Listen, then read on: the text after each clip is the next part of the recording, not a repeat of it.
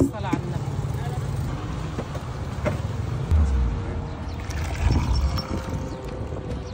عصير القصب مفيش غنى عنه بالذات لما يكون حرارة الجو مرتفعة، بس هل جربت تشربه وتضيف له مادة بتحسن من وظائفه الكبيرة زي مثلا الشعير أو بمعنى أصح البريل؟ فرق 2 من ابو 10.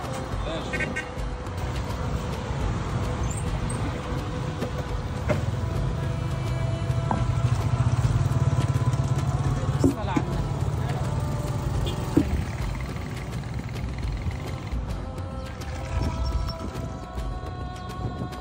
اتفضل يا غالي. شكرا. بس خليك عارف إن الميكس ده قنبلة علاجية، مضر للبول، بيحسن الخصوبة وبيحسن الجهاز الهضمي، وغسيل طبيعي للكلى والمثانة. ده بينظف المثاني. ايوه صح كده؟ بينظف الكلى والمثاني وبيمسح كل حاجه. ده لسه جديد والله. ولو بتعاني من مشاكل صحية معينة من الأفضل ترجع للطبيب قبل ما تجربه، لأنه بيعتبر مادة كاوية، وزي ما له فوايد له أضرار من كل زاوية.